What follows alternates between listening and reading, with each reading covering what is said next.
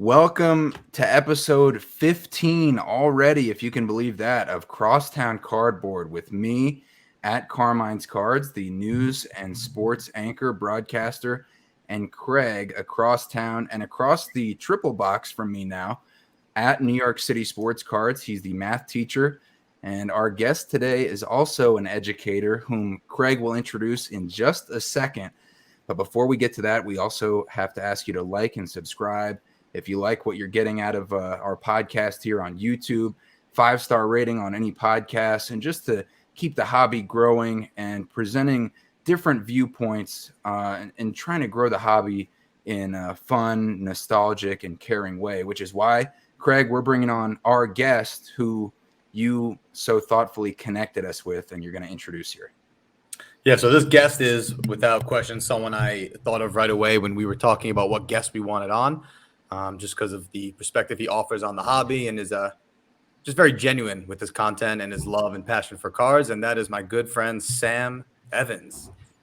Education extraordinaire, assistant principal from Philly. Sam, we've talked many times over the last couple of years, but I think this is our first time face-to-face. Love what you're doing for the hobby, but I want to give you a chance to kind of tell everyone what you're all about in this space. The best way to sum it up, I'm just the everyday collector that genuinely enjoys cards, enjoys pieces of cardboard, and that passion started when I was a 9-year-old boy when I first saw my big brother's cards inside their sneaker boxes, because that's how we used to store them back in the day. Growing up in North Philly, because we didn't have top loaders and the non-sheet protectors. They wasn't out just yet. But we had the cardinal sin of the rubber bands and neatly stacking them inside of our sneaker boxes. And from there on, 23rd and Diamond Projects, seeing their cards, at my relative's house, I fell in love with cards. And I wrote about that in one of my hobby blog stories. And then, just going back to my neighborhood where I grew up at, and having kids who collected in my neighborhood at Letlow Elementary School, that curiosity about cardboards and baseball cards and basketball cards and football cards, where I collected at the time. And then going to middle school, to a predominantly white middle school in a white neighborhood, being exposed to hockey cards and falling in love with hockey cards. So, that was my journey, and that was my story with the hobby during my first hobby run. And, when I was 12, 13 years old, I had to walk away from the hobby because life was just becoming different. And, I was exposed to a lot of different things, and I had to grow up fast and went through a lot of hardships and moments of adversity and trauma. And I couldn't necessarily be a kid. So I had to pack that up and, put it away. And, I said this to FD, and I said this to Peter Pac-Man when I talked to them. I packed up my cards and threw them away in the trash. And, it was a sad moment, but I always told myself if I ever had the opportunity to do it again, I would do it again. And, the hobby came back into my life when I was like 19 in prep school. One of my roommates gave me his binders, one of his binders of cards. And I instantly fell in love with cards again, and seeing cards that I missed out on in the mid 90s and Kobe Bryant, and I missed out on that era of collecting those cards and those great inserts. And then also, seeing some vintage cards that he had. It was a Calvin Murphy rookie card. And I fell in love with cards again, but I was getting ready to go to college. I was playing basketball in prep school, so I kind of put it away, and I kept it, and I never got rid of it. 4 years of undergrad, 2 years of graduate school, just kept it. And lo and behold, we went through the pandemic, and I went into my closet because I needed something to do. I read a bunch of books, spending time with family, doing different arts and crafts with my daughter. After a while, you're like, all right, I need something else to do because I'm sitting at home.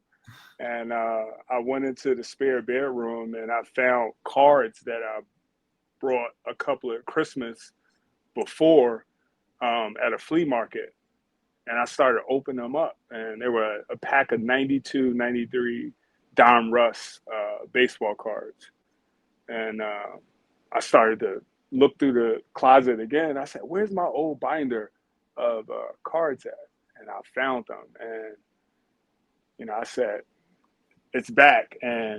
But it was back in a weird way. It wasn't back in a passionate way. It was back in a way where I was like, I'm going to sell cards and make a ton of money. And, yeah. So I just started buying a bunch of cards. But I was like, I had to pause. Like the educator came back into me and I was just like, wait, this is not like 1992, 1993 collecting. This is like, modern era technology, social media. It's just a different world of connecting. And I had to like learn that and understand it. And as I learned it and I educated myself, I call it, and I wrote about this in a hobby blog. I went back to like hobby school. I went to card school and I had like, what were people talking about? What was the market for cards and how were people selling cards? And I was like, that's not me. That's not who I am. I'm not one to like be a breaker or a flipper or like just learning the landscape. And I like sat down in my garage as I was going through cards I just bought. And I was looking at this avenue of social media. And I was just like, wait, when I collected and the people that collected in my neighborhood, we didn't sell cards. Like, yeah, we heard from the older kids or the old heads in the neighborhood, like, hey, make sure you hold on to that or don't damage it. We called it 4 sharp corners and no creases, and hold it, put it away, and one day you'll make some money. But like that wasn't our reality because that wasn't the way we collected. We collected for bragging rights, we collected for trades and who had the best Jordan card in the neighborhood and who had the best collection in the neighborhood. And I said to myself, I'm going to tell a story. I'm going to tell my story of how I collect. And if it resonates with people, it resonates with people. If it doesn't, more power to you. And that's no disrespect to anybody who uses the hobby to make money or, for financial reasons. More respect to you. I think it's a great hustle for some people, but it just wasn't for me because I enjoy being an educator. And I also linked it back to like I pour into people every day. And I want to use what I do as a collector to pour into this space and give back to this space so people can have another avenue to experience it and enjoy it. And, that was the birth of the hobby experience, so just where it all comes from, I could feel the passion through the screen. Yeah. And I think that's what I like about your content is, correct me if I'm wrong, you're not concerned with the values of cards. You're not really concerned with when you put content out there, what people think. You're just doing what you love. And I think I saw a vlog of yours recently where you're looking through like 90s inserts, whereas maybe people at these shows nowadays will take these 90s inserts and just like sift through them and put them back. You're like smiling. I could tell like the memories are jogging in your mind. Yeah. But with that, sharing these stories, talking about cards you like, and you being an educator, I mean, I got to assume in the back of your mind when you're putting out content, when you're talking to others about cards, you're thinking about education, ways you could teach the hobby. And quoting what you said in the video with Rolling with FDs, you want to offer a different perspective. So, I mean, like, why is hobby education so important? Not just teaching someone buy this, flip that, but from more like a personal level. Yeah. I mean, the one thing that stands out to me as the educator is the literacy component. And and that's the one reason why I hate modern cards today. Like I still collect modern cards, and I tend to give those away to my students or to kids that I run into at local hobby stores because they love the flashy cards. And like Same. our version of flashy cards were like Skybox and just those rare inserts that came out in the early mid to 90s, those like Provision sets, those artist cards that we all loved. And just the literacy component, when you look at an old card, there's things to read, the math component behind it. There's ways to compute averages and look at a player's statistical, career averages and how well they did, or you can predict, if they were still playing, what they would average today. So just that learning component, and then also the story of who this person was. Especially when you collect vintage cards, you start to learn about people's lives, their lived experiences, especially for baseball cards, knowing at one time when you looked a certain way, you wasn't allowed to play in a certain league, or you couldn't travel to certain parts, of the country and play, different games when you were a Negro League player. And I think all that is fascinating. And I just think it's another way to understand the world that we live in and to get a deeper understanding of society. So given all those things, that for me is the educational piece. History, right? It's like you could teach a whole history lesson with the card. Yeah. It's pretty incredible. Yeah.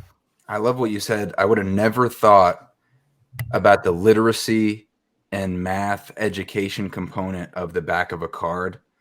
I guess because unfortunately the modern cards don't really have, they have like, just the authentication on the back, which is kind of sad. No stats. It's so sad. They're missing out. They're so missing out. Like those classic NBA hoops cards where you could see, Kareem Abdul-Jabbar's pretty much his whole career. Like think of all the things you can do with that, in the elementary math class, in the middle school math class, even in the high school math class. When you think about like stats and probability and all those, like you can learn so much and you could do so much and you can infuse that into instruction in a relevant way to get kids excited, and then also to expose them to a new way of learning math in a more engaging way. So there's so many opportunities with these pieces of cardboard that it's fascinating to me, and I just enjoy seeing the looks on kids' faces who appreciate older cards, are willing to like look at 90s cards or 80s cards, even though in the grand scheme of things they might not be worth much, but they still have that intrigue about it. Yeah, and I know Craig is probably clapping his hands inside his own head about the math part, being a math teacher. And it's so cool to talk to two educators and about this topic, because I think it's like you guys are so good at emphasizing it's so much more than just the values of the cards and just the card itself. It's so much deeper than that. Like I just pulled up this Upper Deck Retro. Larry Bird, of course, is the one I had to pick out because that's my favorite player, Sam. I have to know that, but it has all the stats on the back. It has something literacy that you can read. And I also, you also mentioned, which I wanted to ask about, I think it kind of comes with speaking with you, because it's one of the huge things that you talk about, is the human capital part of the collecting, which, you mentioned the literacy learning, the mathematical learning, and then also the social learning and understanding different people, different cultures, different upbringings. I mean, me and Craig, two white guys, you being a black man, for anybody, who's not watching on YouTube, listening on our podcast, and then like Cousins Collectibles, a couple Latino guys, and we're all coming together and learning more about each other, upbringings, whatever stories come behind the cards and behind ourselves because of the cards that are bringing us all together. And so I was wondering, at what point did you come up with human capital, and what exactly does that mean? Why do you think it's important to put it out there? So the the short version of it, like human capital, this concept of human capital derives from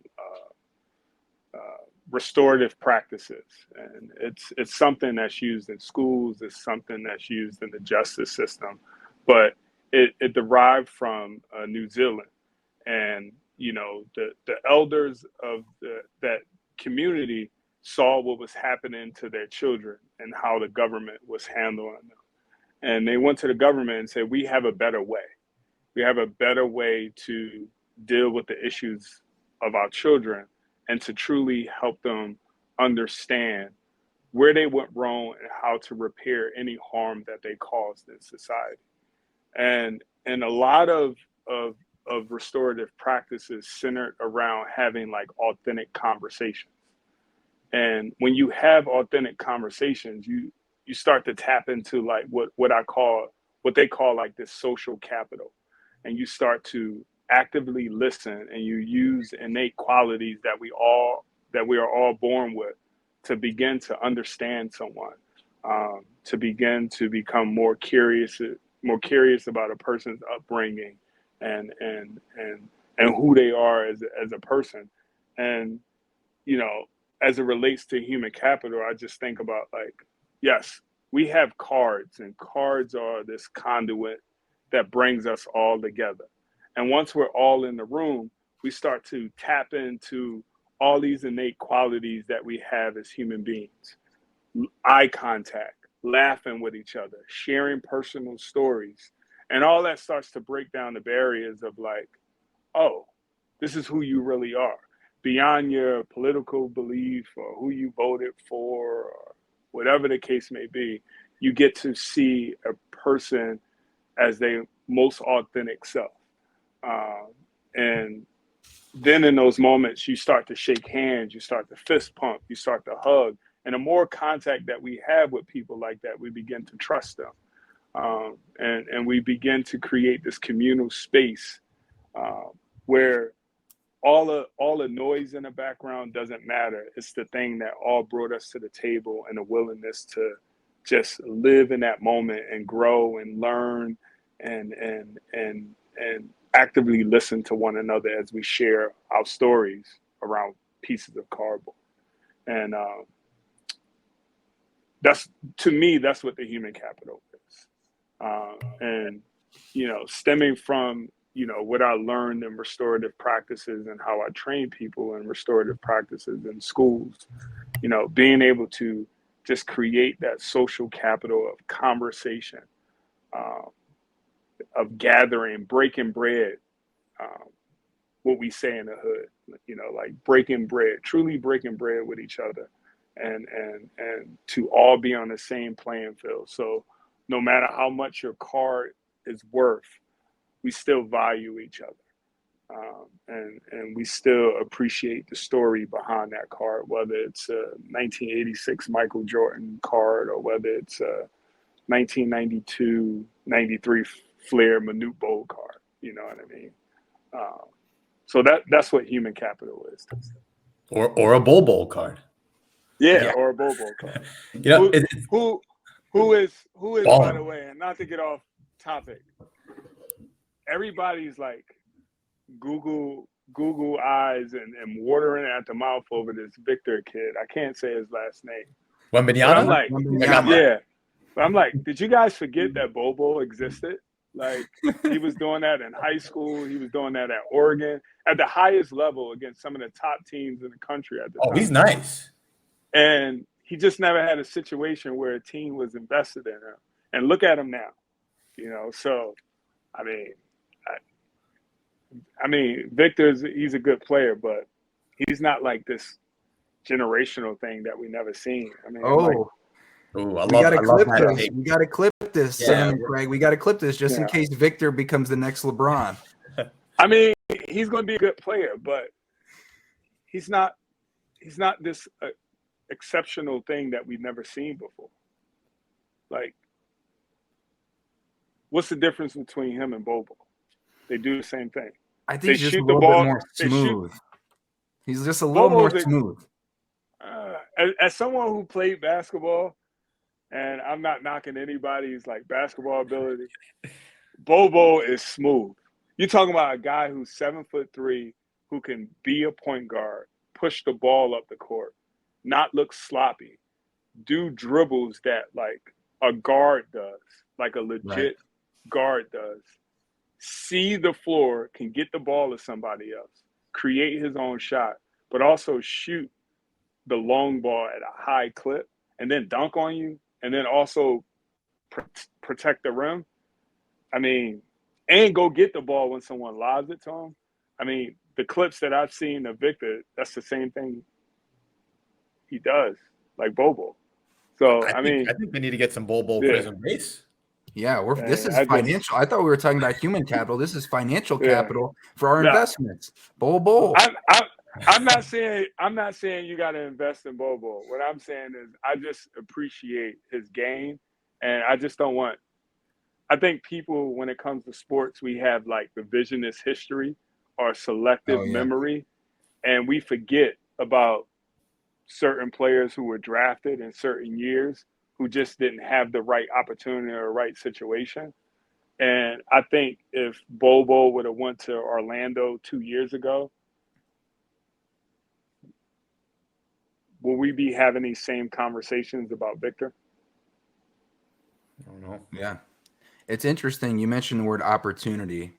Yeah. Because that's basically sorry about that. I didn't mean to get off. No, that's great. That's Yeah. also our main sport that we talk about anyway. So that's great. Yeah. I just listened to the word opportunity, and I was thinking that that's basically what you two create for kids to collect cards, make these connections that they might not usually have. I mean, Craig being in New York City, Sam, you being in Philly. And so I was interested, and both of you could probably have a great perspective on this, but we'll start with Sam since he's our guest. Yeah. What are some of the barriers for, it's mostly middle-aged white guys in the hobby. What are some of the barriers of making the hobby more diverse?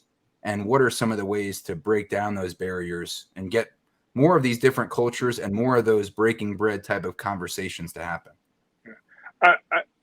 I personally believe that it starts with folks doing individual work and truly having a deeper understanding of like what equity looks like, feels like, and sounds like, and understanding like the differences in these words like inclusion, diversity, and equity, because they all mean different things. And I think the best way to sum it up, this great book. It's called Belonging Through a Culture. Pretty much the premise of the book is like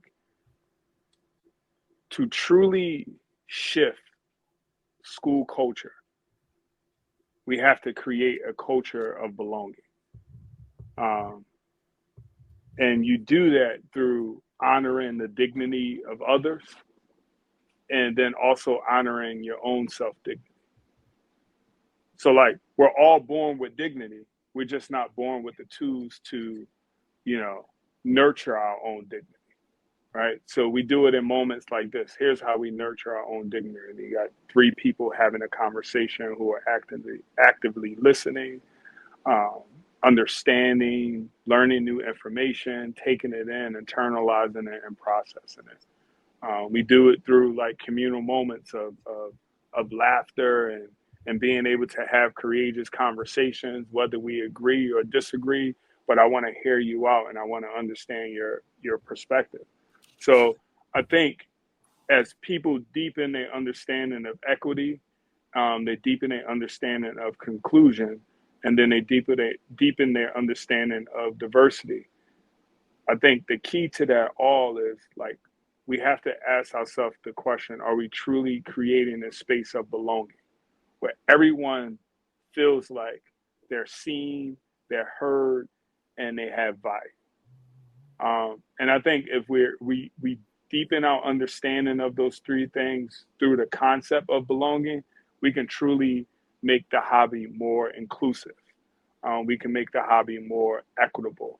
Because when I grew up in North Philly, I didn't have access to a lot of cards.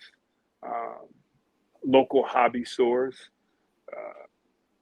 The way I was able to purchase cards, if we so happened to go to Toys R Us or a big box store, and we saw something on a shelf, and my mom was like, "All right, you can get some cards today."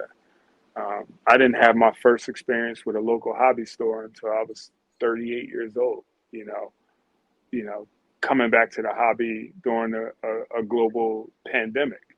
You know what I mean? So a lot of those concepts were foreign to me as a kid coming up who collected.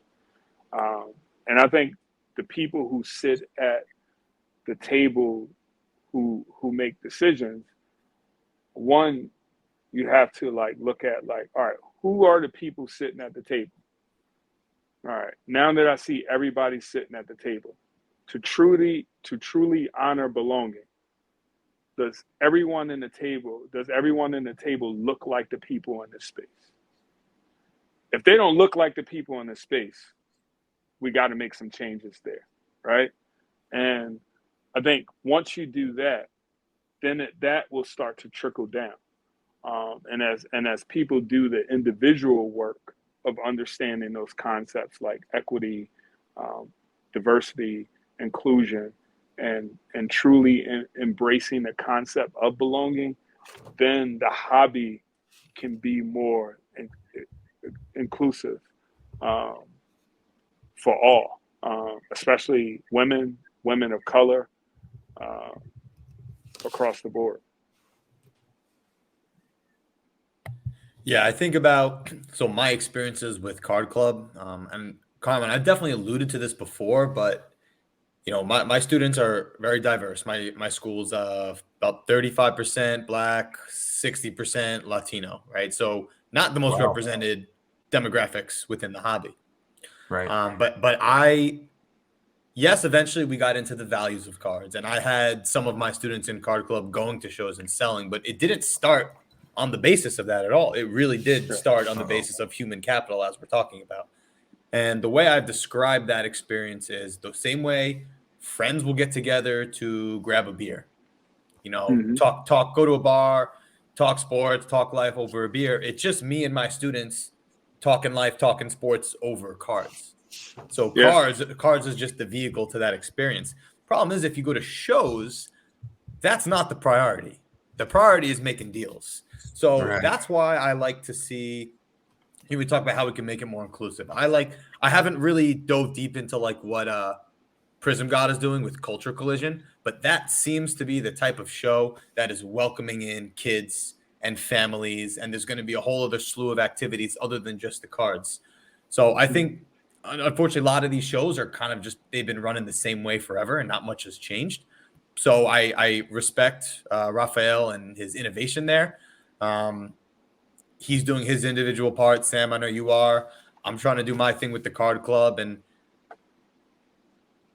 equity means finding, no matter who you are, what your status is, finding an entry point for that person. Mm-hmm. So I really applaud a lot of the hobby community for the donations and putting the cards in my kids' hands, because without that, they don't have the same access to it. They don't have the financial means to go out and buy, packs nowadays are $50 and above. Yeah. So I think a lot of the hobby is doing their part, especially, giving away to kids. And I'm seeing a lot more women in the space, but there's a ways to go. Why is inclusion even important? Because that's a whole demographic of kids and women who probably could add a very positive contribution to the hobby, but just haven't had an access point. And also, the reason why it is important, we have to be honest. When we look at the product, right, that we all enjoy, 97% of the people on that product look like me. Right. And we have to start to ask ourselves, if 97% of the people on that product look like me, and when we look at the boardrooms or distribution or content creators or platforms, various platforms, and you don't see nobody that looks like me, we have to ask ourselves, someone who looks like me can't offer anything to this space, or like my story or what I bring to the table isn't important? Or wait a minute, you mean to tell me Tops or Fanatic, anybody, there's no person of color that you can hire to help forward this industry, who can bring innovation, who can tap into new target markets, who can expose cards to kids in various communities across the country? You can't find nobody. So like for me, that's the work, right? And those are the conversation that needs to happen. As we think about, once we move past the step of understanding these concepts at a deeper level, and once we create access points for people, now it's the work of saying, all right, let's put people in positions of power and authority to truly move the hobby forward. And let's arm them with the resources, and also let's tap into their genius. Let's listen to them. If you had to create a strategic plan to, move the hobby forward and make it more inclusive and make more access points for communities of color, for women, what would you do? You mean to tell me you can't find one woman to tap into that market or solicit their ideas or their feedback or consult with them? Like, come on. Yeah. So, like I said, when you go to these websites and you look at the boardroom and you look at, a Fanatic and you look at their card division, I don't see nobody on there that looks like me. I mean, I don't correct me. I don't want to be wrong, but I didn't see a woman on there in that department. So, that's the first problem, So, I really think we need to start, addressing that, and having those conversations more. And we have to get comfortable with being uncomfortable with those conversations, because that's the only way the hobby can truly, survive, and continue to grow and continue to have more kids feel the way we feel as grown men collecting these pieces of cardboard. Yeah, and I think Craig had some problems with his connection, so I'm guessing he's going to hop back on. But that opens up the floor for me. New York. I know. That's New York internet. He's borrowing off his neighbor's Wi-Fi because his whole paycheck is going to rent now that he moved into the city. But I was curious about this, Sam, because you talk about, of course, with our podcast and with our content, even though, you have 5,000 followers, which is awesome. I have a couple thousand. I think Craig is like 3,000 and 4,000 on Instagram, and he's just rejoining here. So I'll add him. Sorry about that. Craig just rejoined. We were saying, I heard everything you were saying. Yeah. And so I was saying that I wasn't happy that you left, but it also cleared the floor for me to ask this question that I wanted to get into, because we're trying to bring a positive change, and pump positivity into the hobby and do our small part. And so I was curious, Sam, because I was speaking with a few people in this friend group that I had no idea about. I just had a coworker and he invited me over. He said, come watch this play over in Ashland, which is a nearby town here in Southern Oregon. It was an all black cast and it was a Caribbean play. It was awesome. They knocked it out of the park. And so I got to speak with a couple of the black cast members of the play at my buddy's house. And we got into this great conversation, few white guys, few black guys and black women. And they were talking about how they were being treated in this city. And I said, well, it's a very, left-leaning city. It seems like they would be very open to diversity, inclusion, cultural differences, and stuff like that.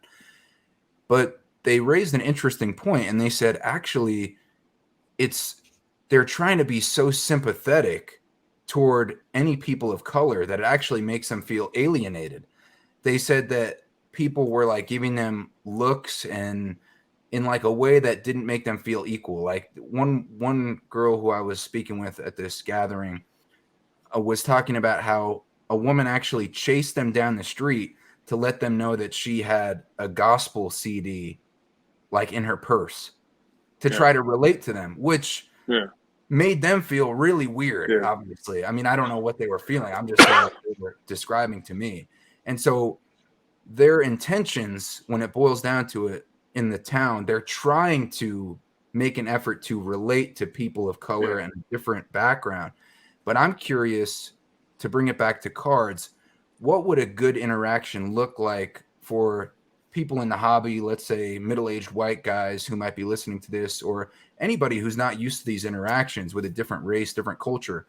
What does it look like for somebody who is a part of a non-white group to be treated equally and included in a card show setting or something like that?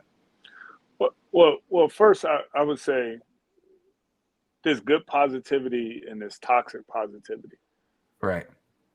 What those people were experiencing was toxic positivity, just doing something to check a box. Yeah. And I go back to my original point of like, if we truly want the hobby to be more inclusive, we have to do that individual work and deepen our understanding of very important concepts so we can shift, right? Make that paradigm shift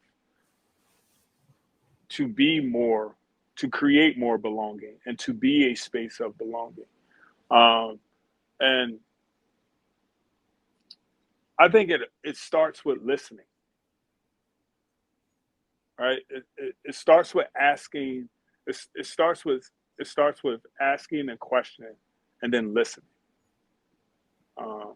And the best way, like I can describe that, I don't watch trashy TV or like reality TV, but I was flipping through the channels one day and I saw this interaction between a rapper named Slim Doug.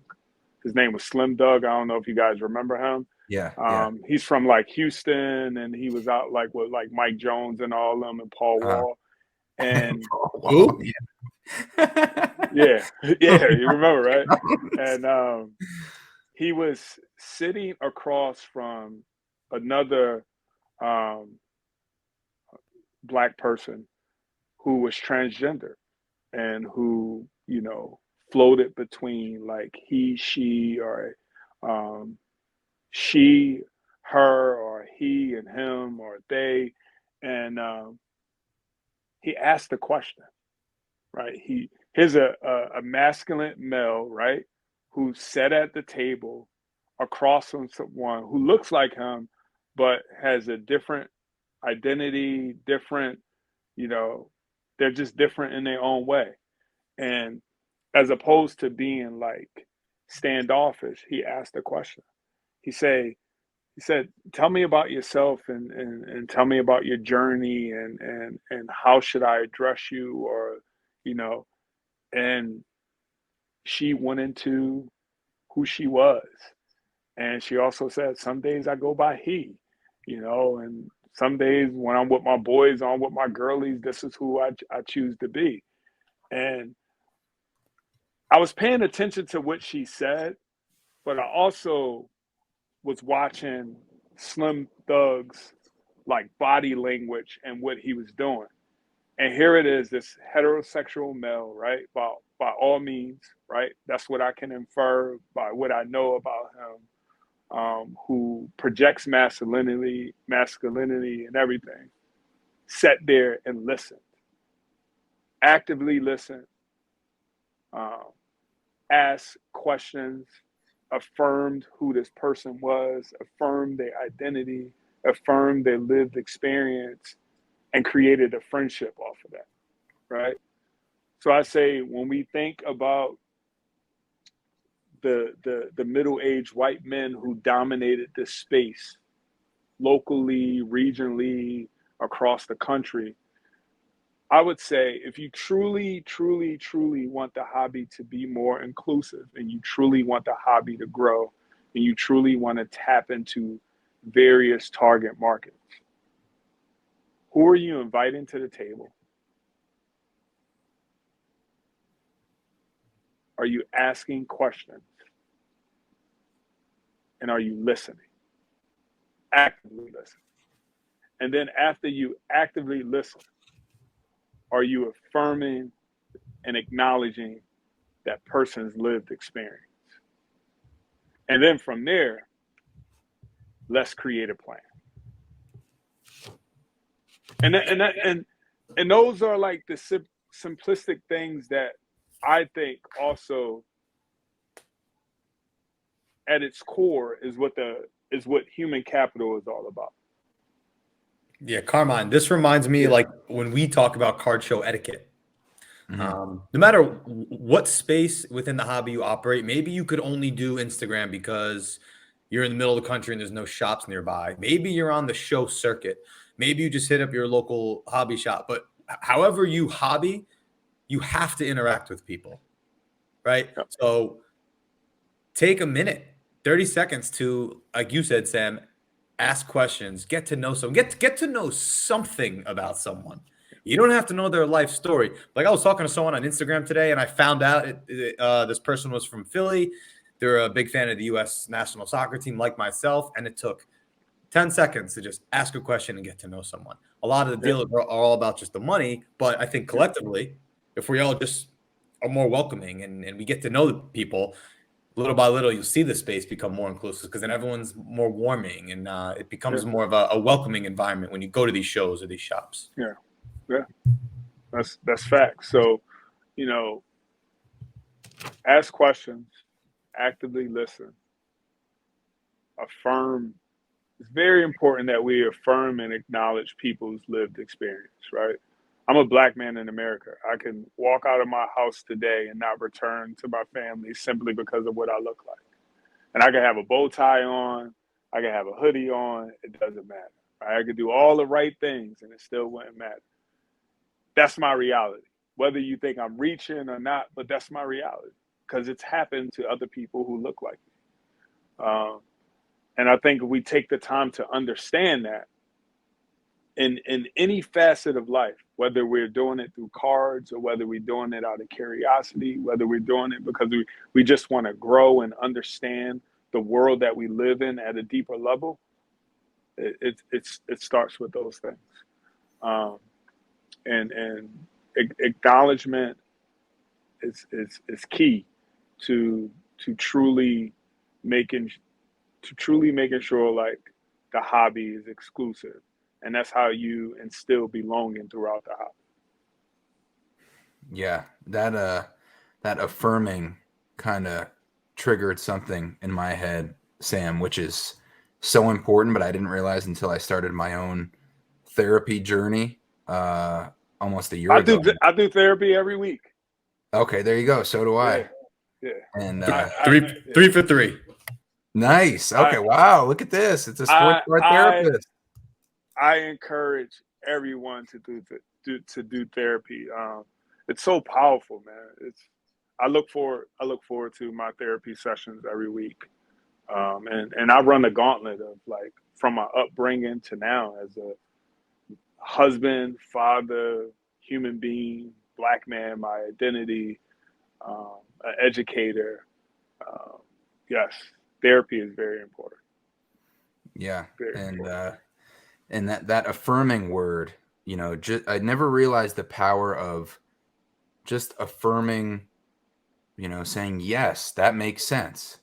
What you're saying has value, and what that can mean to the start of a relationship.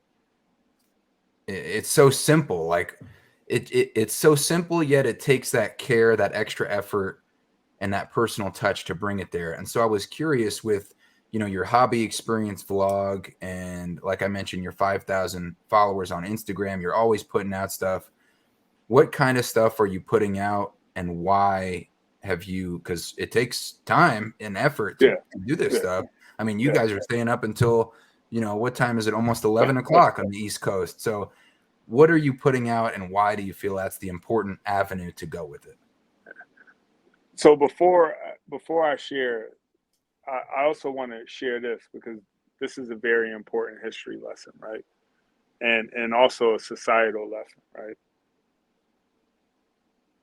We have conversations about things like reparations, right?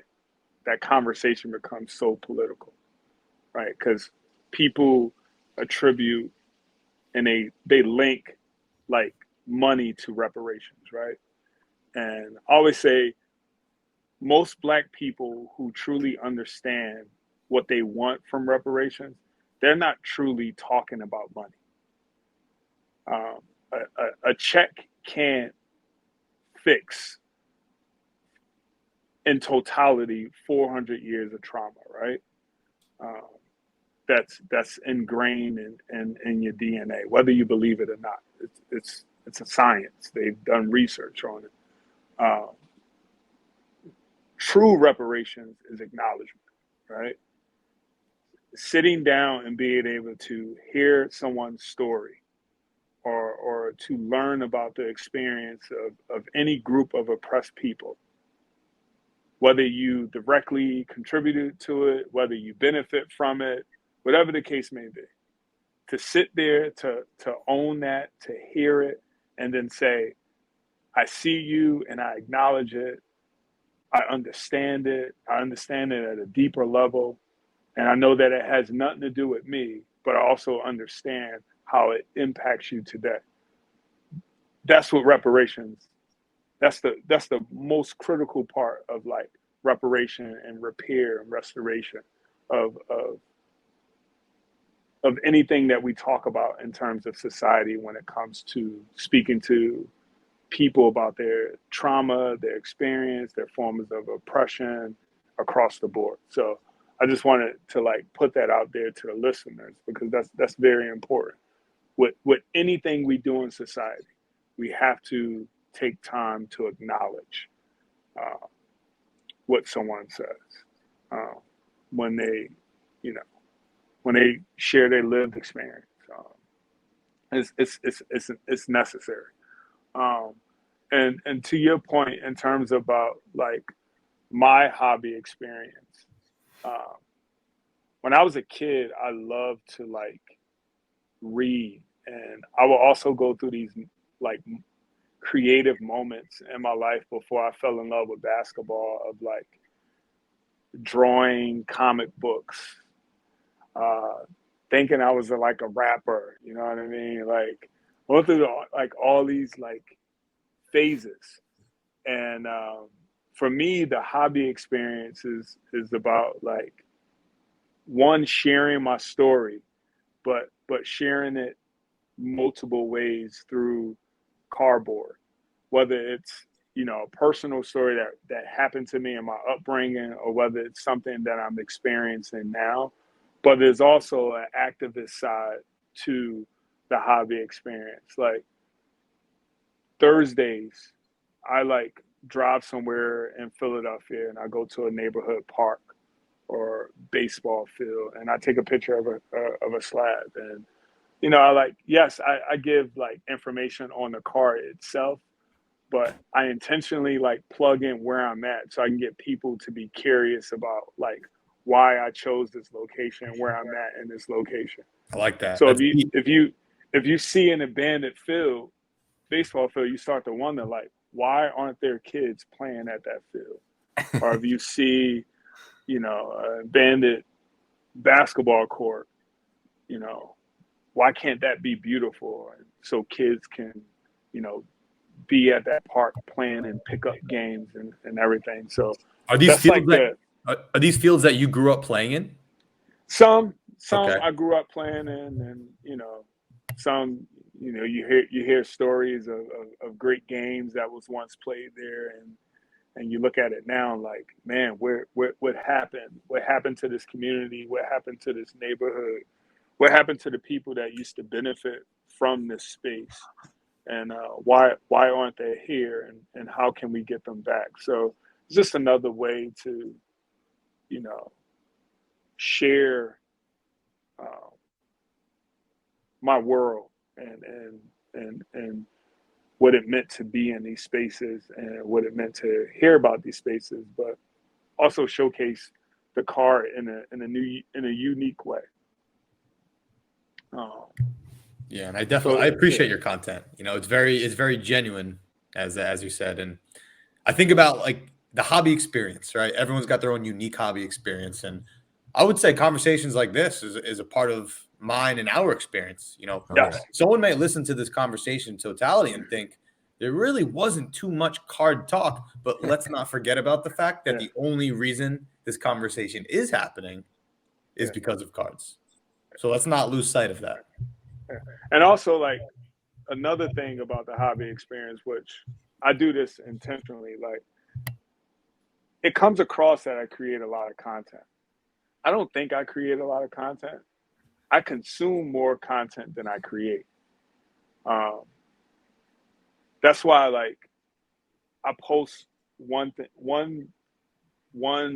I make one post a day, and I probably share something on my story. And then once that week is over, I have an off week where I just become a participant in this space because I want to honor the everyday collector. I want to take the time to see what other cards people are collecting. I don't pay too much attention to influencers because, I mean, no knock to them, like, monetize and make your money. But I tend to, like, I want to see what the everyday collector is posting. Or I want to listen to different podcasts and see what people are saying. Who are certain people having on their platform that, you know, I can start to follow and start to consume their content and listen to their journey as a collector. And I think that's necessary in this space. And I think I charge everybody with the responsibility of, like, taking time away from yourself, posting stuff and trying to get your stuff out there and experience others. And do it intentionally and take the time to do it. So, you know, like, I did my last week of, like, content, the last week of 2022, and I haven't posted anything. I don't intend to post anything until I think I picked like the 30th of January to come back and start making new content. But I've spent this entire time just consuming content, liking pictures, commenting on certain pictures, having conversations with people in the hobby on social media and on, you know, on the cell phone through conversation. So I think that's important. As collectors, we be fans of each other. And, you know, I don't get too caught up on, like, how many followers I have. I think the followers will come. But my thing is, like, am I being honest and authentic? And am I creating stuff that represent who I am? Because also, like, as an educator, right, I want to show my students that it's okay to be passionate about stuff. It's okay to explore your passions at a deeper level and share it with the world. And if you reach 1 million people, great. If you reach one person, that's great too. And as long as you live in your purpose and you're doing it in a righteous way and with the best intentions. And that's who I am, and that's who I strive to be on a day-to-day basis. And I'm always thinking of unique ways to, like, collaborate with people and to connect with people to, like, truly elevate the hobby experience, because the hobby experience is bigger than me. The hobby experience is about community, and it encompasses everyone. And I just want to make sure, like, I stick to that conviction, that personal conviction, and that personal commitment that I made for myself as someone who came back to the space. Yeah, That's so important too, because I know growing up, I was growing up in Westchester County, New York, and Craig on the other side of New York City in Long Island, which is why we call it Crosstown. On Long Island, Carmine. On Long Don't Island. get that wrong. I'm sorry. I got it right for the first show, and then I just slipped up 15 episodes later. I'm sorry you had to see that, Sam, too. But the irony of this, we got 2 New York guys on one side and a Philly guy in the middle. right, Can't make this up. right. Can't make this up. I know it's great with the big game coming up with the Giants and Eagles this weekend, and so I think we wanted to keep it around an hour, but this conversation has been so great. I just wanted to jump in and just, I guess it's affirming what you said on being passionate about something, because I feel like, especially as guys, showing that emotion, showing that care, showing that you think something's cool, putting your emotions out there and saying, I care about this, even though it might not be something you think is cool, was something that I know when I was growing up, it was not cool to care about anything. Yeah. You know, I mean, it's just not something that high school, middle-aged or middle school kids are like, oh, that guy's cool. He's passionate about this, or that guy's cool. He cares about this, you know? And so, and I know you guys, I'm sure that's something that you promote toward your students too. Yeah, no, I totally agree, and I also think that's just a societal thing, that especially when it comes to men and how our conceptual understanding of masculinity in a way that we need to be hard and firm and we can't show emotion, and you know, I just think that's the toxic version of masculinity, and like when you truly study history and like hierarchies of society, especially like, you know, ancient Africa, the men of that time understood who they derived their power from. They got it from their wife, the women, because they were the bearers of life. They were the givers of life. And when they sat on a throne, whenever you look at a depiction or some type of artwork, you always see them sitting on a throne, but behind them, you see the woman on an elevated stature, because that's what they believe in. And I think that in its truest form is what masculinity is supposed to look like, feel like, and sound like, to know that my strength doesn't come from me. It comes from the person who gave me life. And it's okay for me to be tapped into my emotions. It's okay for me to be passionate about something. It's okay for me to show my sensitive side, because that doesn't project weakness. That just projects that I'm sure of myself. You know, like me, I'm not a yeller. I've never been a yeller. And like, even when I talk to my students, like, or even like if I'm ever at odds with someone, I say what I need to say and I keep it moving.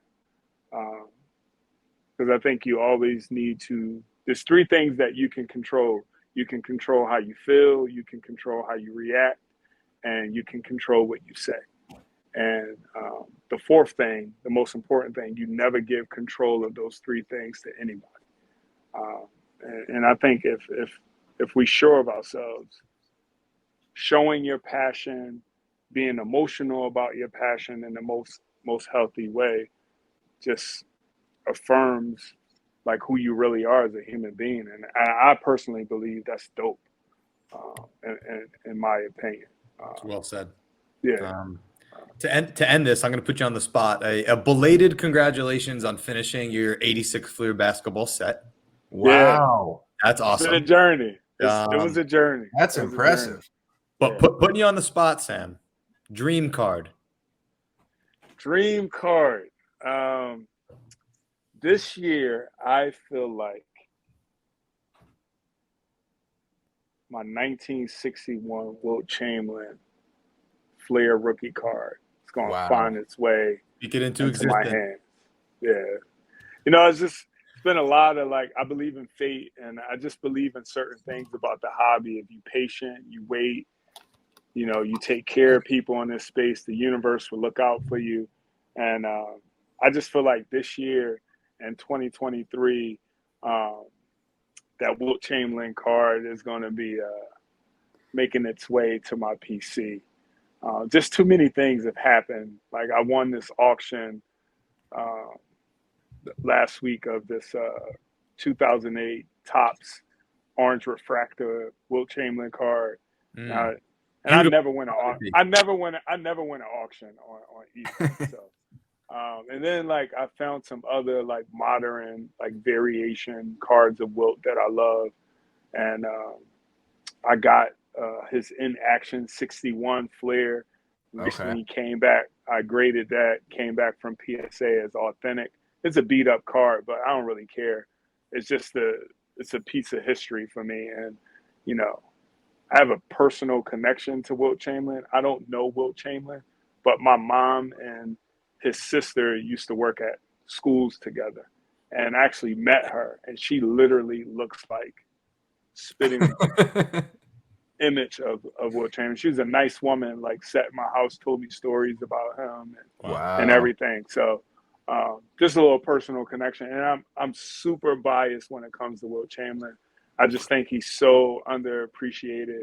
I think we don't recognize like what we had in him. And I think people have like selective memory, and their rationale for like trying to devalue his career is just mind boggling to me, because he played against professional players. I don't care how tall they were. He played against professional players, and he wasn't a big player. He was a skilled player. And he was more than a basketball player. He was a phenomenal athlete. The guy played Olympic volleyball. He runs like a gazelle off the court. Yeah, so, you know, so don't get me to start talking. We got to have a whole hour conversation. We'll save that for part two. How I think he's the best player. But I know there was one question you guys wanted to ask me about, like, my biggest goal. I think this year, the one goal that I want to accomplish, I want to write a book, and like a compilation of like all my hobby stories in one book, and add stuff in that book that you can't, you know, get in on Instagram because of the character limit. So that's something I want to work on this year, and something I want to like tap into the network and see who can help guide me down that pathway of putting that project together, because I think it would be cool. Just another way to enjoy the hobby. Speak it into existence, Sam. It's happening. Yeah. Your book and that Wilt rookie card. It's happening. Yeah. And when you go on that book tour, Sam, we'll definitely have you back on Crosstown Cardboard. I appreciate it. You know, you're gonna have 10,000 followers. Yeah, I will always come back to Crosstown. I listen to you guys' clips all the time when I see it come across my thing. And I'm definitely, y'all got a podcast too, right? This is it. Yeah. All right. This is happening. So, but it's on iTunes, right? Mm-hmm. Yeah, we have it on. Like, I feel like I should know that, right? So I'm gonna add that and start listening and more, because normally I just listen to the clips, and I love the clips. And Craig, we finally got to get together at a card show. Me and Craig have been trying to make plans to see each other for the longest. I missed you at the Fishtown show last year, and I think I missed you by maybe a few minutes. And I didn't know at the time that you were 6'6".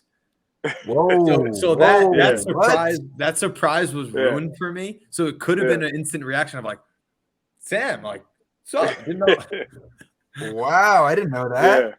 Yeah. 6'6", played basketball. Hooper. So good times. Good times. You must have played college somewhere, Sam. Yeah, I did. I went to a small D3 school in Boston, the Boston area. You fit right in. We're all D3 athletes. Yeah. Oh my gosh. It was a better fit for me. You know, I wanted to focus on my academics. And I could have played Division I basketball, but I wasn't ready for the Division I lifestyle. I think I was extremely immature, and I wouldn't have lasted. Well, you're talking to a couple D3 athletes here, so totally respect that.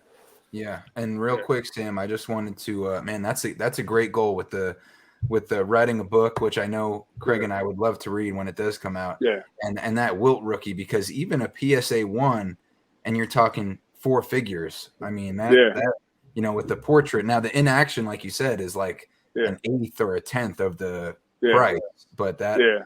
I mean, I'm looking on Card Ladder here. The PSA 1 last sold for almost 1,600, and then of course Yeah. you go, way up from there. A 6 is almost 6,000. So yeah, that's a great goal. For me, like, I'm not looking for a pristine card or a high grade card. For me, it's just a card that it's a piece of history. You know what I mean? One of the top. I mean, in most people's opinion, probably the greatest player ever. But for me, it's the personal connection that he's from Philadelphia. So, just a great talking piece to have in your PC. I was close to pulling the trigger on one at the last Philly show, but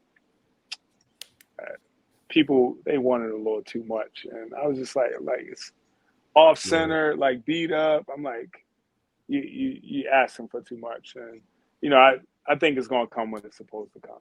And when it does, it will literally be a crosstown cardboard. Yeah. So, Yeah, Philly and New York. So real quick, Sam, before we let you go, because like you pointed out that I didn't even think about, the New York Giants are supported here with Crosstown, New York City. You got your Philadelphia Eagles, and our boys over at Cousins Collectibles are rooting on the Eagles. So final score prediction for this next round of the NFL playoffs, Giants and Eagles. So I hate to upset you. I have not watched football, I want to say, in almost like 7 years. Wow. My own little personal boycott. I don't want people to not like your show, but I just think Colin Kaepernick should have had a job a long time ago. And then there was also some things that some owners said that really rubbed me the wrong way. And I have not watched football in a long time. I didn't even watch football when the Eagles won the Super Bowl. And I'm an Eagles fan. Goodness. Wow. So you really believe in it. Yeah, and that's part of the reason why I don't collect football cards either. So, don't charge me to the game, charge it to my heart. Yep, I respect that. But I hope it's a memorable game. I hope it's not a blowout. I hope it's a game that goes down to the wire, so it could be like an instant classic. And if I had to make a prediction, the Eagles win on a last-minute touchdown. Oh, this sounds like Deshaun Jackson's punt return. Remember Deshaun Jackson's punt return those few years ago when he ran it all the way back and slit the Giants' throat? All right, well, Rob is not going to be happy, our buddy sports card therapist, but, Cousins Collectibles don't like that. Tell Rob I'm waiting for the invite, man. That's one of my other goals, to get on to be a guest on his show. That was something I was thinking about when you guys sent me the questions about inclusion, and I forgot to mention it. But another way, for the hobby to be more inclusive, it takes gentlemen like you using your privilege and your platform to invite people on who look like me, to expose your listeners to different people. And that's one way, we can shift the hobby into a more inclusive direction. So just wanted to put that thought out there. As people, platforms grow, all right, how many women have we had on? How many women of color have we had on? Like, truly, like, looking at your list. All right, if we want to put together a dream show of women collectors and have them all on one show, or, so just those things to always think about, thinking through that lens of equity as an educator, because that's how I always operate when I'm looking at data, when I'm looking at how kids are leveled, when I'm walking through classrooms and I'm in an AP classroom and I don't see any children of color in that AP class.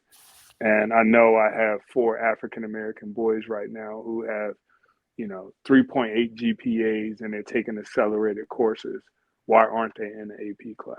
what prevented them from going into that AP class. So that same thought process can be applied to the hobby from an equity and inclusion lens. All right, we got 10 shows lined up for the next couple of weeks. How diverse is our panel? Or at card shows, we're doing panels. Do we have any Black contributors to the space on a panel to share their story? If we don't, then we need to correct that. So those are the things that we have control of, right? And that's when I think about when I run the school, right? There's levels to equity, right? There's things that I have to go through the board, go to the school board for to get approved because there's a lot of red tape. But there's also things within my control that I can control and that I can fix every day in my school and have an immediate impact on the experiences of children of color and the most marginalized populations. So something to think about as you guys move forward. Definitely. Yeah, we appreciate that, and we appreciate the time. This was good. It was a great conversation. I hope people will get as much out of this as we did. Yeah, and this will definitely we'll be in touch soon, no doubt. You keep doing great work. We'll definitely be following the content, and until next time. Thanks, Sam. I just want to say I appreciate you both. Thank you for having me on. Thank you for seeing me. Thank you for taking the time to listen to me. Thank you for, exposing your viewers to me. And I hope anything that I said tonight, resonates with your listeners. And me personally, I'm just looking forward to us all being in a physical space together, breaking some bread, looking at cards, talking. So whenever you guys are on the East Coast or local, let me know. Or if I'm ever flying out to the West Coast, I'm definitely hitting you up. And we'll just take it from there. Definitely make that happen. Yeah, that sounds great, Sam. Thanks for coming on. Appreciate y'all, fellas. Be safe, take care, and enjoy your night. All right. Thanks, Sam.